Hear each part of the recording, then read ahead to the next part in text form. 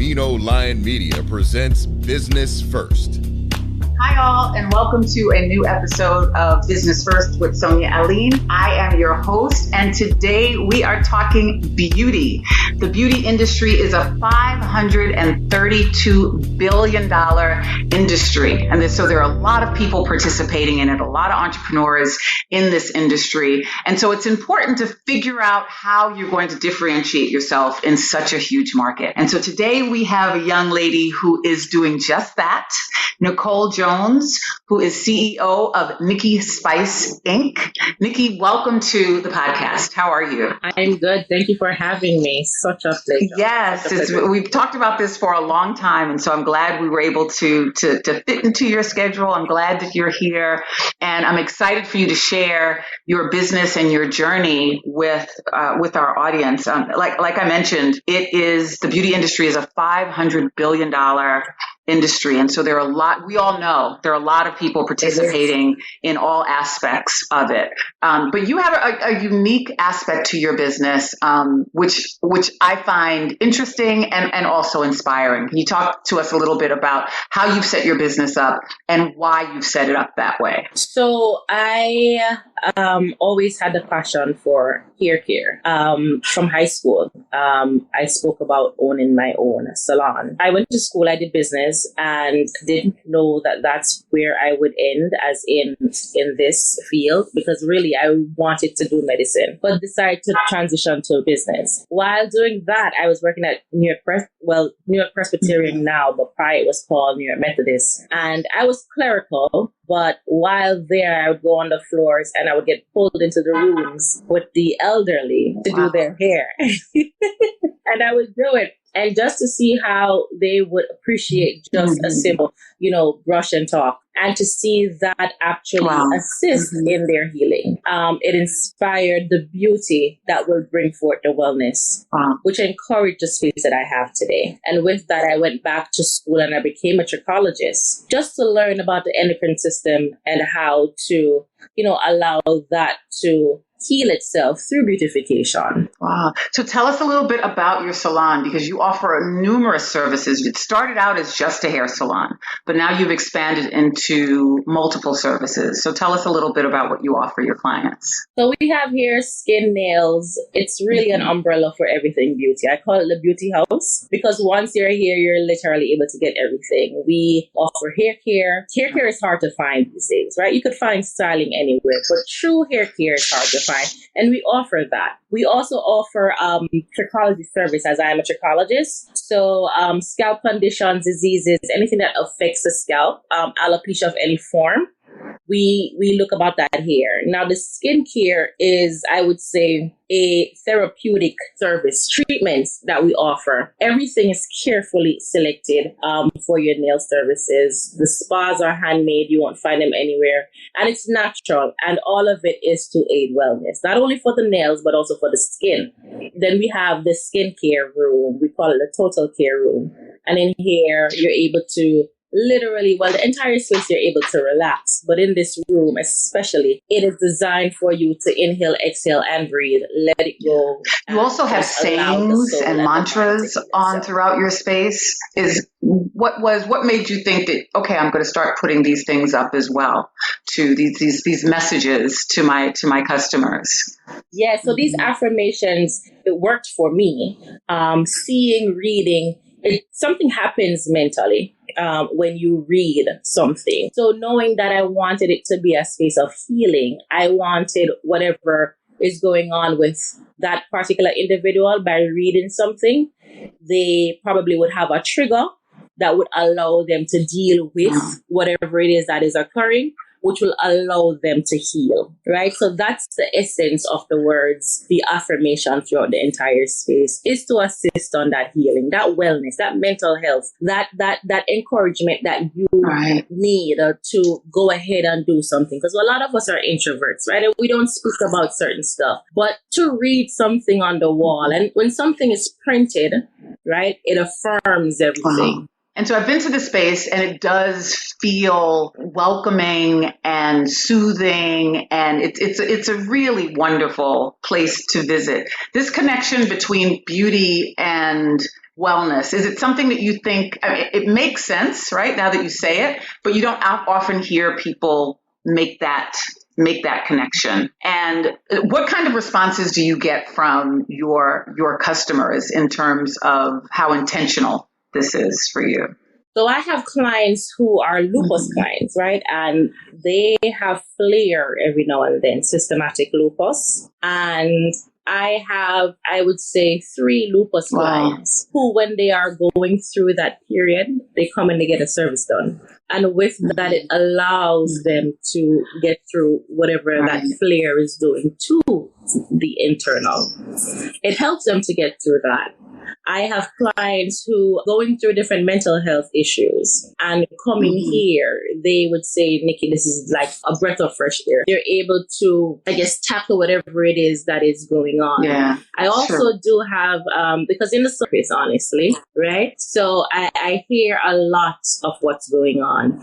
And at the end of their session, whether it be in the salon or in the nail salon, they would come and they would talk to me about whatever it is that was going on, how they now feel. So I believe what has been created here is effectively working as far as wellness and mental health, which is essential. One of the things I like about your business as well is you also have a boutique. So there are a lot of things that you can purchase, beauty products, hair products, hair. I mean, you sell almost anything and a lot of different things that can actually help or facilitate with this beauty journey. Yes. So the idea is to take a little self-care home, right? Effective, natural self-care. The retail area is called Shop Nicky Spice. And I was purpose in creating that because I knew I wanted to support other local brands, other, not only Black owned. I would say about 90%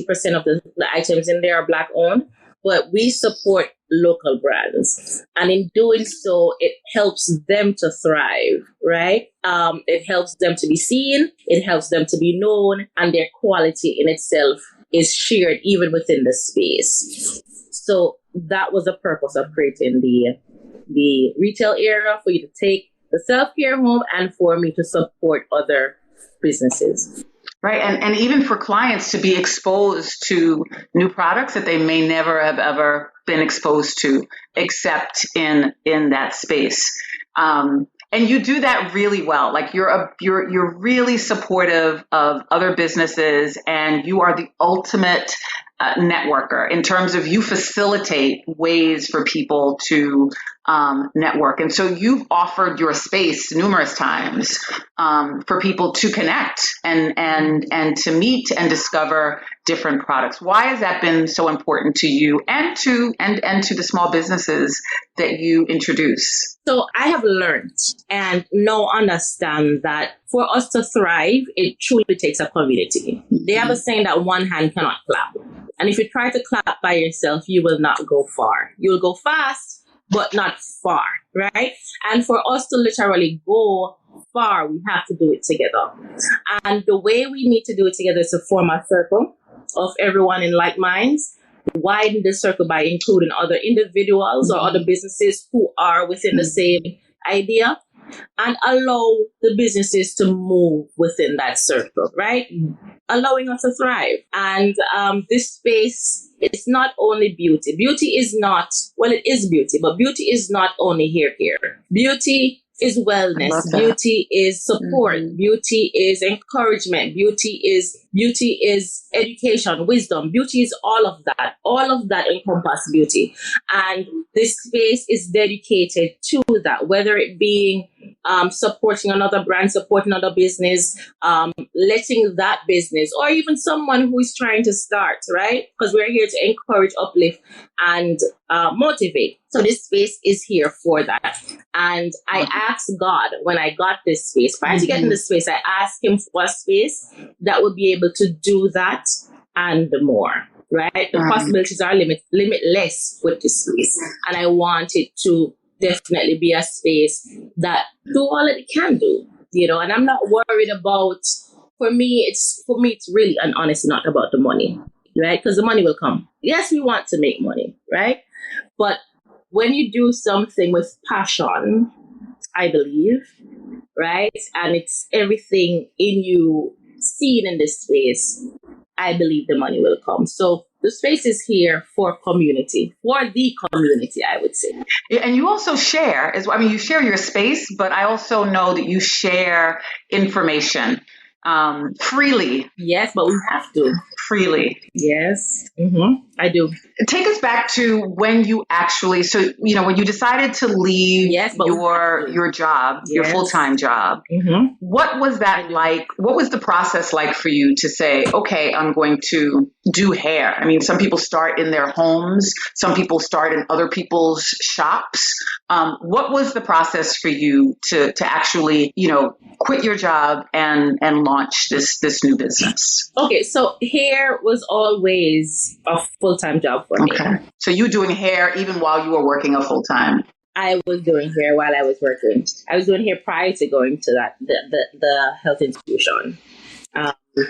While I was there, prior to the health institution, I did hair at a few salons. Well, prior to leaving high school, I was doing hair, right?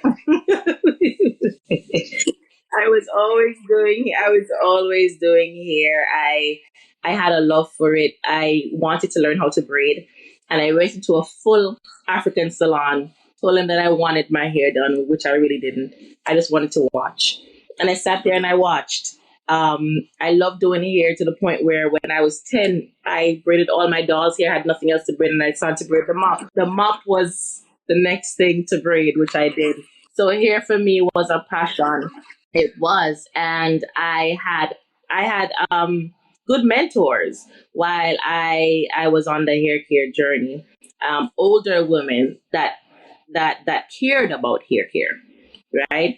And they poured into me, and it strengthened my love for hair. Hair for me during high school was something that I just knew how to do.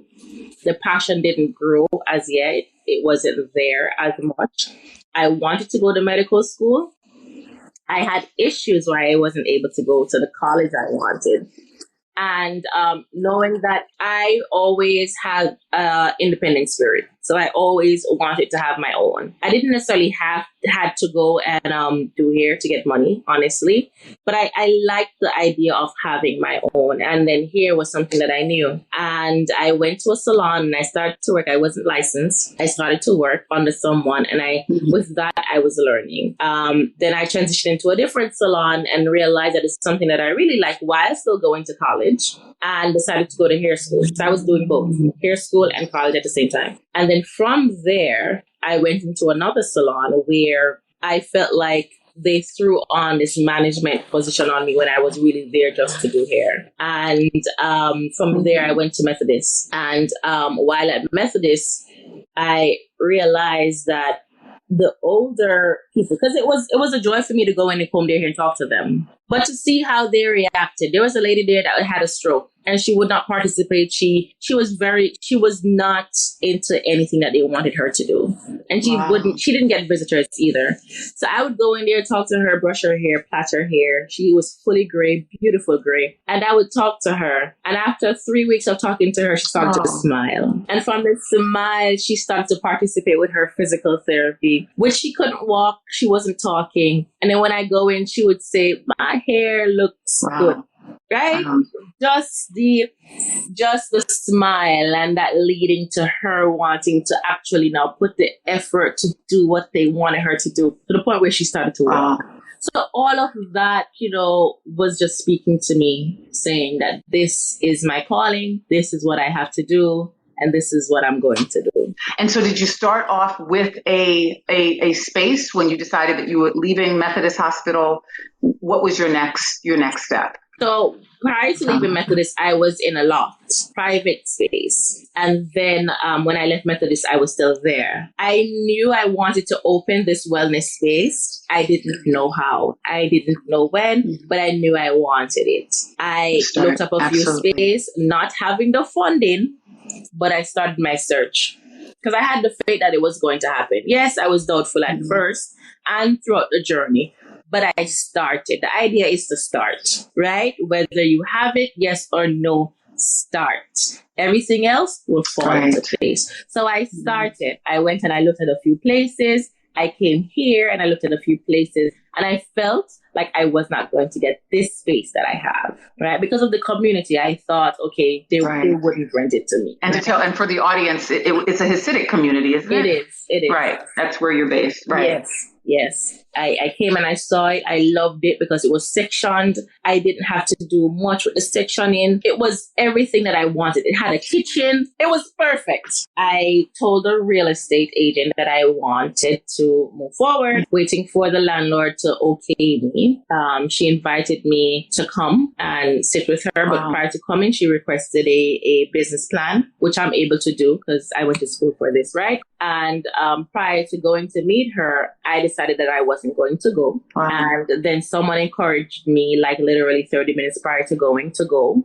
And what was it that was stopping you from going? Or what was it? I just felt like I wasn't going. You wasn't going to get it. Like the business plan was just a barrier to you actually getting in. No, because the business plan was really good.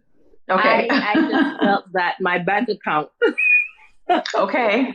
Right. Another reality. Yes. You know, I'm very transparent. Okay. Right. So I'll be very transparent on this podcast. I don't hide anything. Okay. Right. So my bank account, I felt, was going to hinder me from moving forward. And if it was a credit check that she was going to do, I believe that would have hindered me too. Because what I did, I don't have any student loans. I went to college. I do have a bachelor's in business, and I don't owe $1 to student loans, right? I went to trichology school, I went to hair school, and I don't owe any loans. So my credit assisted me with that.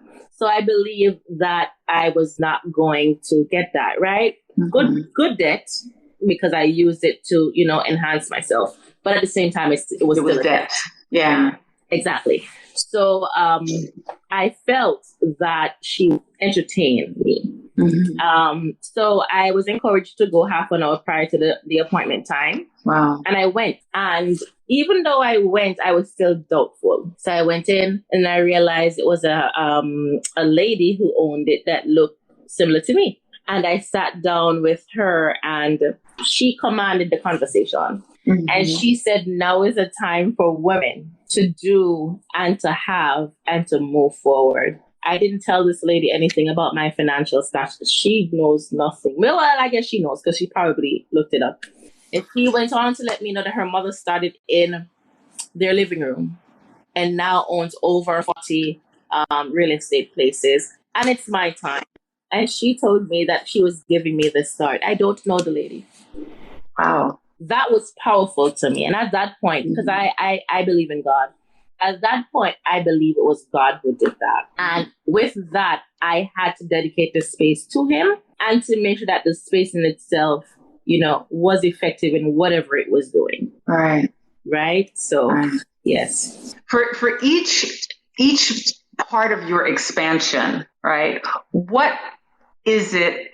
Like, how do you set your goals to expand? Because like I said, it started with hair, but you offer a number of services. They require special talent, special customer service, yes. The technology to support, bookings and all of these types of things. What is your process for every piece of expansion? So I wouldn't say I'm a one-man show, but I am a one-man show, right? Everything is reliant on me. And knowing that I want perfection is hard to say, but perfection, I decided to take my time and to move across, starting with what I know, right? Hair. And after that, doing my research with nails and knowing that I wanted to be effective, I went back to school. Now with cosmetology, you learn nails, but I wanted it to be more than just nails. So I went back to school and I started to research. I started to look things up. I started to now create nail care, I would say. And with that, I was able to now create a map as to what I'm looking for in my nail technicians, because I knew what I wanted, right? And with my nail techs, when they are lacking in certain areas, I would train, right? I would train and I would share as far as caring for the nail, what to look out for when the nail looks a certain way, discoloration, what does it mean, stuff like that. I would educate. And then when that in itself was situated, I knew I wanted skincare, but not just to have skincare. Skincare with a difference, skincare that is effective, skincare that is also natural, skincare that, could continue when you get home. And for me, I went back to school. And I started to research, and knowing again what my map looks like, I already knew who I wanted. It's, you're offering such great advice, particularly around, the education piece, right? Educating yourself always, Yes. In your industry. And Yes. that happens, even when I used to work for some of these larger organizations or organizations that were family businesses, that's what they would do with the kids. They would have them work in every single aspect of the business, because to run an entire business, you have to know how all of the areas function.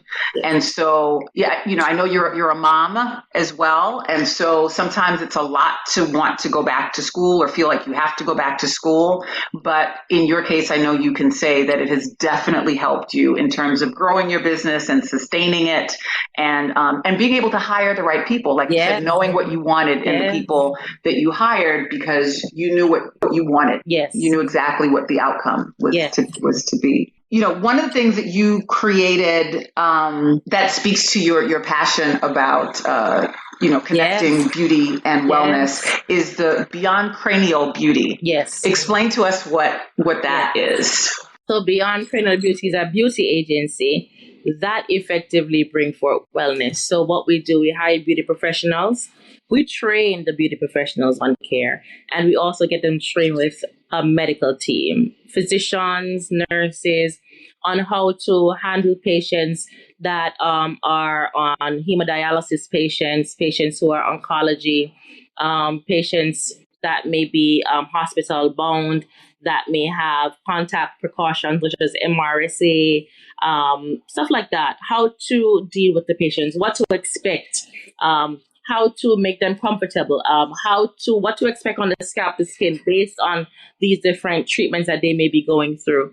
And we market them to the nursing homes and the hospital to provide care. And the care is beauty, right? But it also effectively creates wellness. So that's what Beyond Cranial Beauty is. And so this is this a group of volunteers that you recruit, or is this part of your staff that you recruit? How is it set up? It's paid individuals. It's not volunteer. It's paid individuals. So the institution would pay us, depending on the institution and the contract. Right. The institution either pay us or the individual pays us. Certain nursing homes, they do have the plan where the institution will pay. In certain nursing homes, it would be the individual that would pay. So it depends on the contract itself.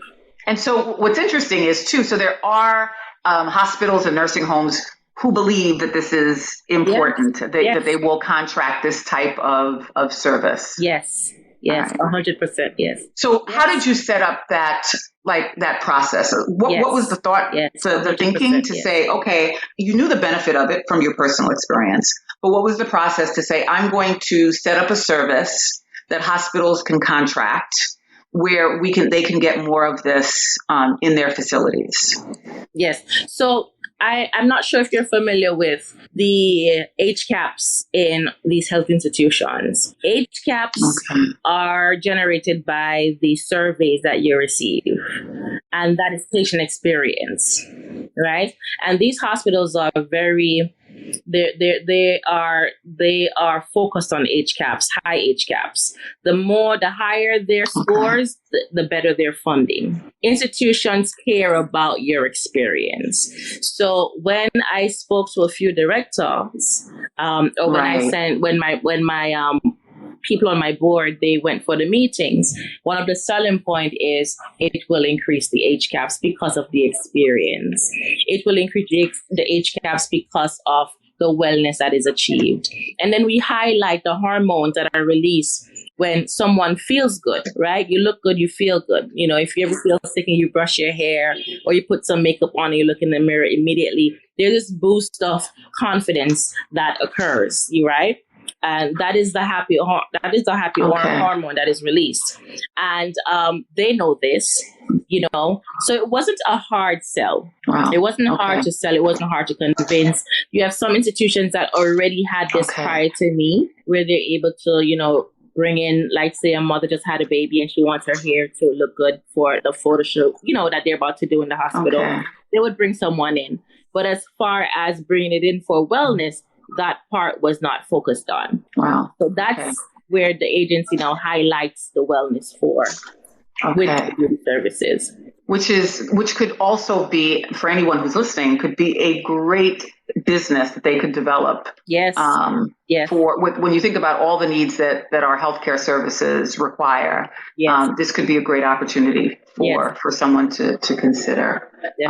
You also have a program with nurses and women in the medical profession. Please talk to us about that as well. Ladies in Medicine, it's a collection of physicians and nurses, and the idea is to bring information to the community. A lot we don't know, when we're trying to advocate for ourselves from a medical aspect, what we should know as far as hair, healing in itself, mental health, how it all connects, what we should not do as far as preventative care. So the idea is to bring information to the community. So I brought together a group of ladies and they go live on Instagram and they talk about a lot of different topics when it comes to self-care, when it comes to healing, when it comes to wellness, when it comes to them, the individual. And they're very transparent, right? They're very transparent on this platform. And I commend them, and I love the fact that they trust me enough to be a part of this. So because they also share their own, they often share their own experiences in terms of. Yes, 100%. Yes, they do. And so what next do you see for Nicky Spice and Nicole Jones? There's a lot happening, and that will happen, and that's in the works for Nicky Spice, the brand. Well, by the way, Nicky Spice was an event planner. Oh, okay. Of course. Why Nicky Spice? I used to plan shows. I used to do a lot of stage shows with a lot of different artists, and the name in itself had weight. It had foundation. People knew it. So people told me to turn it into a brand, so I did. But there's a lot in store for Nicky Spice, the brand. And I was to do a big expo for 2022, but now I have to push it back or push it down because of COVID, which will include beauty in all aspects, even dentistry. Oh, wow. And I'm also planning to do something with the CARICOM Islands, where food and beauty connects. Showing the relevance of both and why they need to be connected, and a whole bunch of other stuff. I am a serial entrepreneur, and sometimes I think faster than I speak. But a lot of things I'm hoping to accomplish in the future. Yeah, we are looking forward to it. So give us all of your handles so we can follow you and look you up and come visit your salon and your expo and everything else that you have planned coming up. So it's a few. Wow. So you can give us all of them. So Ladies in Medicine, definitely. I'll start with that. And the reason I'm starting with that is because it's a lot of healing that's happening there. And we all are going through a mental health crisis right now. And I want you guys to jump on and get some sort of healing going, right? So it's ladies_in_medicine. And we're on Instagram and we're on Facebook and soon to stream on YouTube. I haven't figured that out yet. Okay. And whatever other platforms they have out there. But for right now, Facebook and Instagram, and it's ladies_in_medicine. Okay. And then we have the beauty house, which is Studio Nicky Spice. It's at Studio Nicky Spice. And the Trichology is trichologist Nicky Spice, and Beyond Cranial Beauty is at Beyond Cranial Beauty. So basically, it's beyond the cranial, creating the beauty. Right. And we could start with those and still get a good sense of all the wonderful things that you're doing and all the information that you continue to provide too, which is helpful. And any of the networking that will take place at your beautiful spot. Yes, thank you. So thank you so much for sharing your story with us and for being on. I encourage you all to follow Nicky and to follow us here at Business First. And we look forward to you participating and listening and following us. And we will talk to you again soon. Take care. Business First is hosted and produced by Sonia Aline. Edited by Ken Johnson. Executive producers, Ken Johnson. Find the Business First podcast on Apple Podcasts, Stitcher, Spotify, TuneIn, or wherever you get your podcasts. The Business First podcast is a Mean Old Lion Media production.